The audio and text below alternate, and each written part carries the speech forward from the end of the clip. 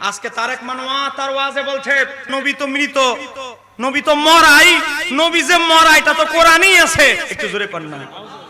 এ বলেন আমার নবী কি মরা নবী না হায়াতুন নবী? আজকে আমার নবীকে মরা নবী বানানো হচ্ছে। আজকে ইহুদিদেরকে যদি জিজ্ঞাসা করা হয় তাদের নবীর শ্রেষ্ঠত্বের কথা, তারা প্রশংসায় পঞ্চমুখ, কিন্তু কিছু নামদারি মুসলমান নবীরে টেনে হেসড়ে আমাদের মতো মানুষ বানানোর প্রতিযোগিতায় লিপ্ত। কথা কানা কেন ঠিক কি রে? নবীর মেরাজ কি বাস্তব না অবাস্তব? বলেন নবীর মেরাজ কি সত্য না মিথ্যা? স্বপ্নে না সশরীরে? সহিহ মুসলিম 2375 নম্বর হাদিস, অধ্যায় নাম্বার কিতাবুল ফাজাইল, হাদিস নাম্বার 2375, সাহাবী হযরত আনাস ইবনে মালিক বলে, আমার নবী বলে আমি যখন মেরাজে যাচ্ছি মুসা নবীর কবরের পাশ দিয়ে যাচ্ছি, মারারতু আলা মুসা, মুসা নবীর কবরের পাশে দিয়ে যাচ্ছি, আমি দেখতেছি মুসা আলাইহিস সালাম ওহুয়া কুয়াইমুন ইউসাল্লি ফি কবরিহি, মুসা নবী তার কবরে দাঁড়ায়া দাঁড়ায়া নামাজ আদায় করতেছে। হ্যাঁ পটিয়ার মুসলমান ইমানের আওয়াজে বলবেন মুসা নবীর মর্যাদা বেশি না আমার নবীর মর্যাদা বেশি? আমার নবীর মর্যাদা বেশি বুঝার জন্য একটা ইশারা আপনাদেরকে দেই। আমার নবীর জন্য বোরাক যখন আনা হলো, বলেন নবীর বাহন ছিল কি? আমার আল্লাহ ফেরেশতা পাঠায়া প্রত্যেক নবীদের মাজারে ফেরেশতা পাঠিয়ে দিলেন। হযরতে ঈসা আলাইহিস সালাম আসমানে, ইদ্রিস আলাইহিস সালাম জান্নাতে, হযরতে খিজির আলাইহিস সালাম সমুদ্রে, আরেকজন নবী ইলিয়াস জমিনে। দুনিয়ায় দুইজন নবী জীবিত, আসমানে দুইজন নবী জীবিত, তাদেরকে সহ বলা হলো হ্যাঁ 1,24,000 নবী রাসূল আমার হাবিব কেন বাইতুল মুকাদ্দাসে গিয়ে তোমাদের জন্য অপেক্ষা করতে না হয়? কারণ আমার হাবিব হচ্ছে অতিথি, অতিথি তোমাদের জন্য অপেক্ষা করবে না।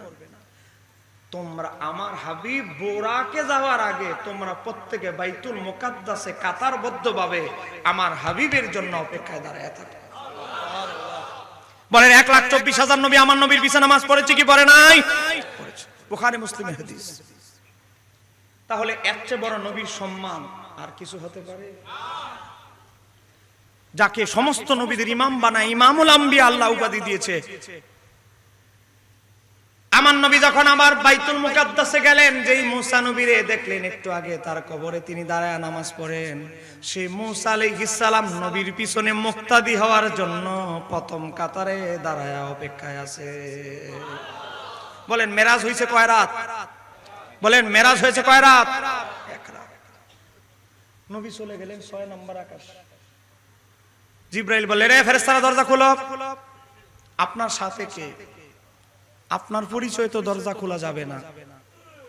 হ্যাঁ মুসলমান, জিবরাইল আলাইহিস সালাম শুধু আমার নবীর কাছে 24,000 বারের অধিক বার এসেছে। এতবার আসমান দিয়ে জিবরাইল আসলো, আসমানের দরজা খুলতে জিবরাইলের পারমিশনের প্রয়োজন হলো না।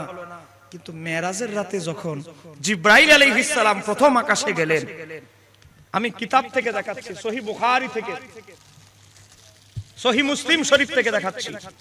আপনাকে বিরক্ত হচ্ছে? আমার হাতে যে কিতাবটি দেখতে পাচ্ছেন, এই কিতাবটির নাম হচ্ছে আল খাসায়েসুল কুবরা, লিখেছেন নবম শতাব্দীর মুজাদ্দিদ ইমাম জালালউদ্দিন সুয়ুতি। একটু জোরে কর না মারহাবা। জালালউদ্দিন সুয়ুতি 75 বার দেখলা নবীজি, এতবার দেখিবার পরেও, এতবার দেখিবার পরেও তৃপ্তি তাহার হলো না।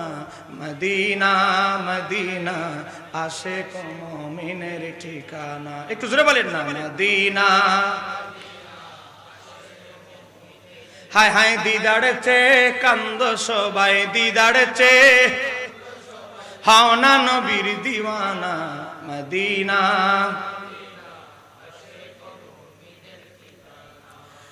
গভীর মনোযোগ। ইমাম জালালউদ্দিন সুয়ুতি তার আল খাসায়েসুল কুবরা কিতাবের ভিতরে একটা হাদিস নকল করেছেন। হাদিসটি এসেছে 271 নম্বর পেজে। আলেম ওলামারা স্টেজে আছে, ভুয়া দলিল দিলে তারা ধরে ফেলবে। সহিহ মুসলিমের হাদিস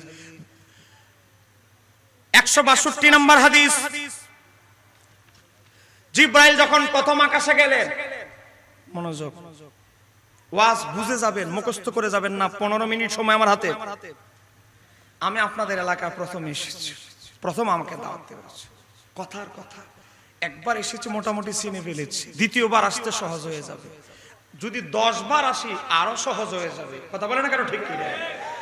জিব্রাইল শুধু আমার নবীর কাছেই শুধু 24,000 বার অধিক বার এসেছে।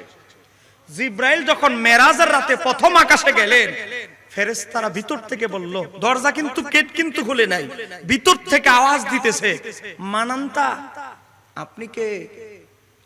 কলা জিব্রাইল বলল, জিব্রাইল। তাও দরজা খুলে না, কলা ভিতর থেকে বলতেছে, কিলা আমান মা আকা, আপনার পরিচয় দিলেই দরজা খোলার জন্য যথেষ্ট নয়, আগে বলেন আপনার সাথে কে, তার পরিচয় দেন, তারপরে চিন্তা করব এখন দরজা খোলা যাবে কি যাবে না। একটু জোরে বলেন।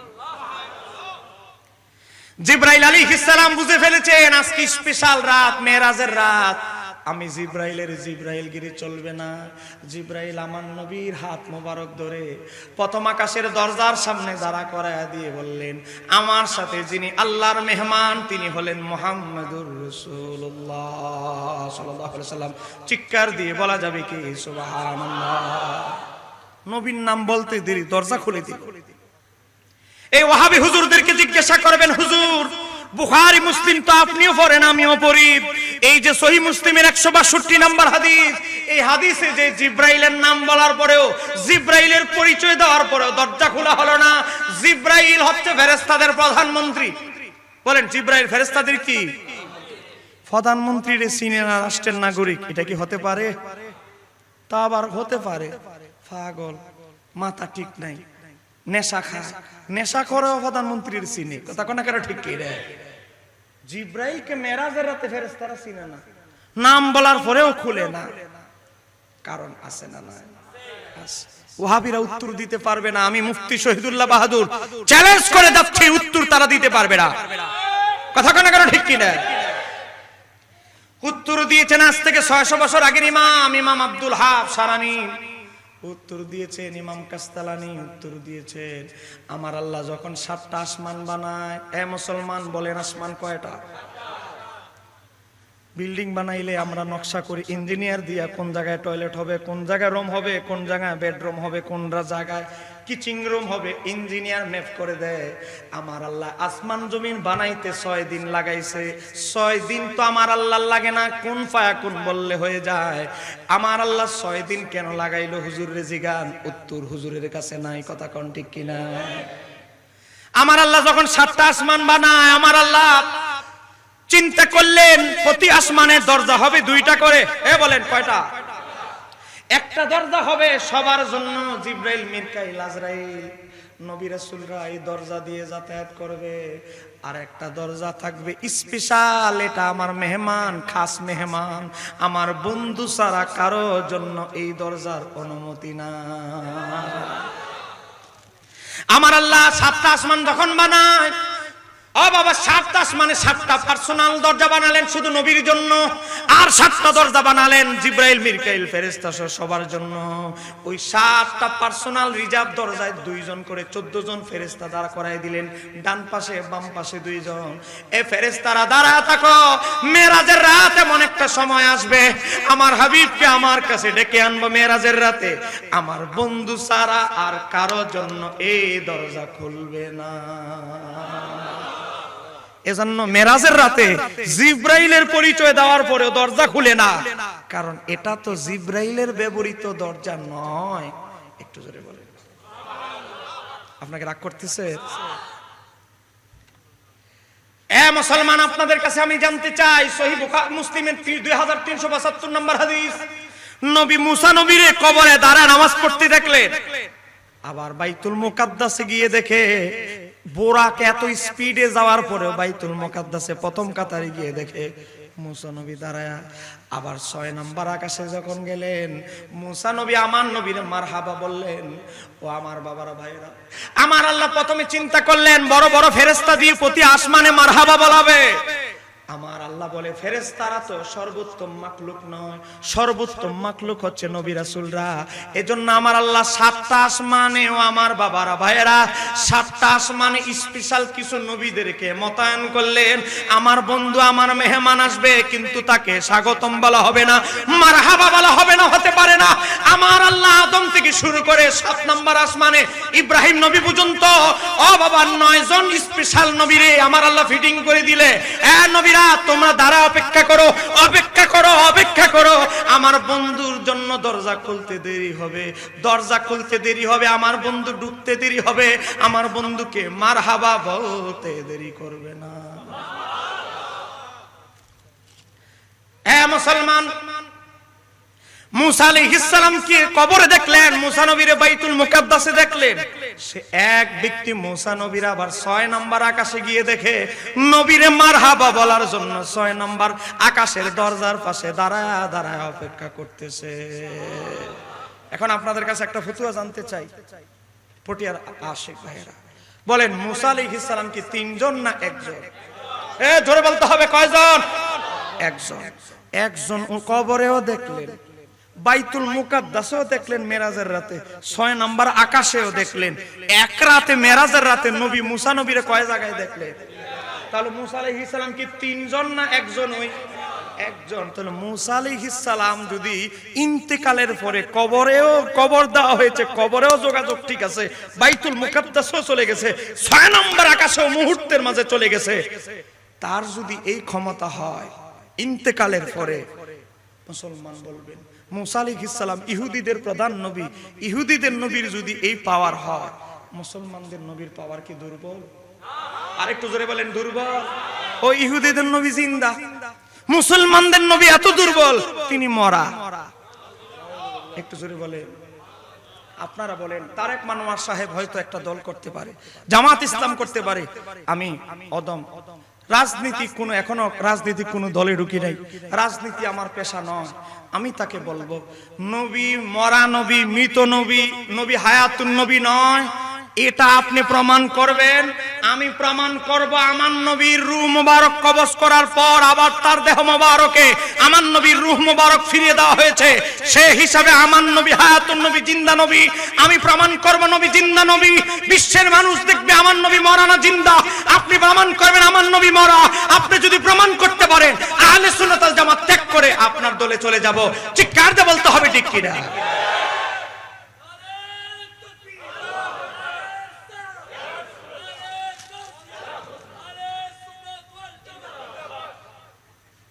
করতেছে সময় একদম শেষ, 6 মিনিট আছে।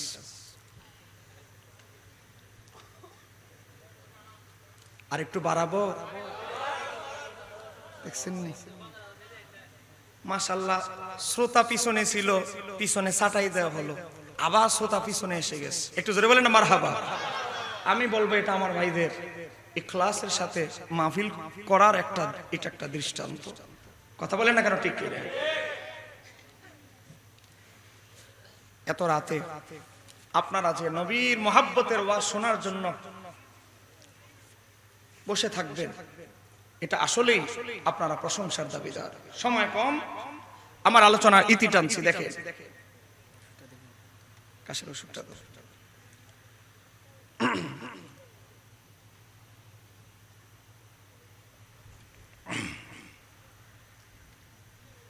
গভীর মনোযোগ। আমার বাবার ভাইয়েরা, আদম নবীর কবর হচ্ছে সৌদি আরবের জেদ্দায়। কবরে যেহেতু দাফন করা হয়েছে, কবরের সাথে ওনার একটা সম্পর্ক আছে। কথা কোন ঠিক কিনা?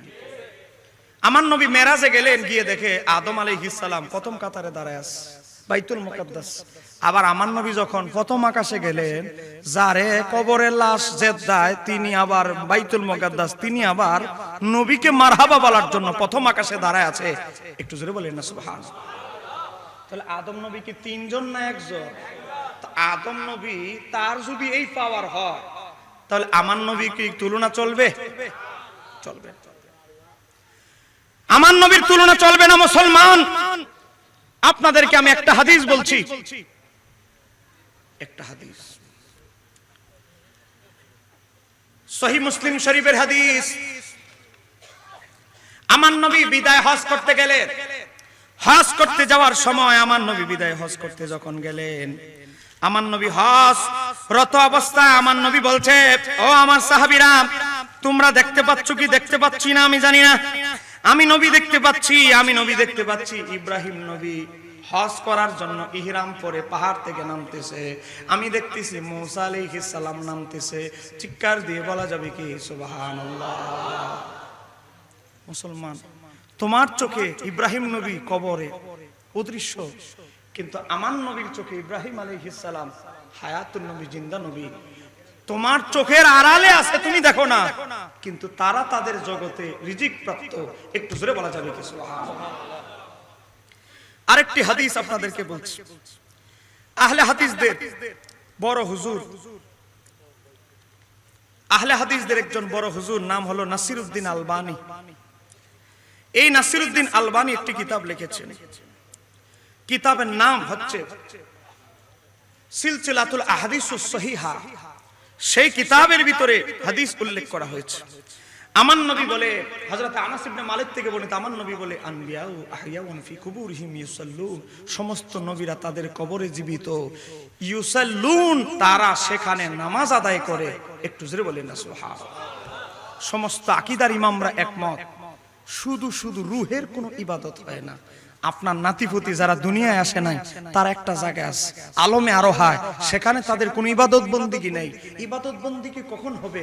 মায়ের গর্ভে। বাবা, 40 দিন শুক্রাণু ডিম্বাণু একসাথে হলে রক্তপিণ্ড হবে, তার 40 দিন পরে গোস্তের টুকরা হবে, তার 40 দিন পরে হস্তিগুলো এগুলো গজাবে, দেহ পরিপূর্ণ হবে, তারপরে ফেরেশতারা রূহ ফুঁকে দিবে। ফুঁকে দেওয়ার পরেও সে এখনো পরিপূর্ণ বান্দা নয়। বান্দা কখন? দুনিয়া আসার পরে চিৎকার দিতে হবে, তাহলে সে বান্দা হবে, তার নাম লেখা হবে, তার দাফন হবে। একটু জোরে বলেন না সুবহানাল্লাহ। তাও তার ইবাদত বন্দেগী শুরু হয় নাই। একটু ট্রেনিং হবে 7ম বছর, ট্রেনিং হবে 10ম বছর, হিসাব কিতাব লেখা হবে 12তম বছর। কথা কোন ঠিক কি? ইবাদত রূহের কোন ইবাদত হয় না, রূহ আর দেহ একসাথে মিলায় ইবাদত হয়। তাহলে আমার নবী বলছে, নবীরা ইউসাল্লুন, কবরে নামাজ পড়ে, তার মানে নবীরা সশরীরে জীবিত। একটু জোরে বলেন না সুবহানাল্লাহ। আমার নবীর হাদিস ইবনে মাজাহ শরীফে হাদিস এসেছে, নাসাই শরীফ 1282 নম্বর হাদিস, ইমাম হাকিম মুস্তাদরাক আলা সহিহে 3576 নম্বর হাদিস। আমার নবী বলে, ইন্নাল্লাহা হাররামা আলাল আরদি, নিশ্চয় আমার আল্লাহ জমিনের জন্য হারাম করে দিয়েছেন, নিষিদ্ধ ঘোষণা করে দিয়েছেন, জমিনের জন্য হারাম করে দিয়েছেন, আনতাকুলা আসজাদাল আনবিয়াই, নবীদের দেহরে খাওয়া স্পর্শ করা জমিনের জন্য আমার আল্লাহ হারাম করে দিয়েছেন।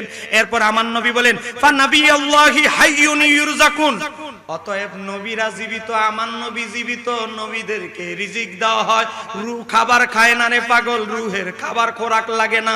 ও আমার বাবার ভাইরা, দেহ যখন রূহের সাথে থাকে তখনই মানুষের খাবারের প্রয়োজন হয়। বোঝা গেল আমার নবী সহ সমস্ত নবীরা সশরীরে জীবিত। অতএব যারা আজকে আমার নবীকে, মাওলানা তারেক মানোয়ার সাহেব আমার নবীকে মরা নবী বলেছেন, আমি 29টা সহিহ হাদিস দিয়ে, কোরআনের 6টা আয়াত দিয়ে প্রমাণ করব আমার নবী সহ সমস্ত নবীর হায়াতুন নবী।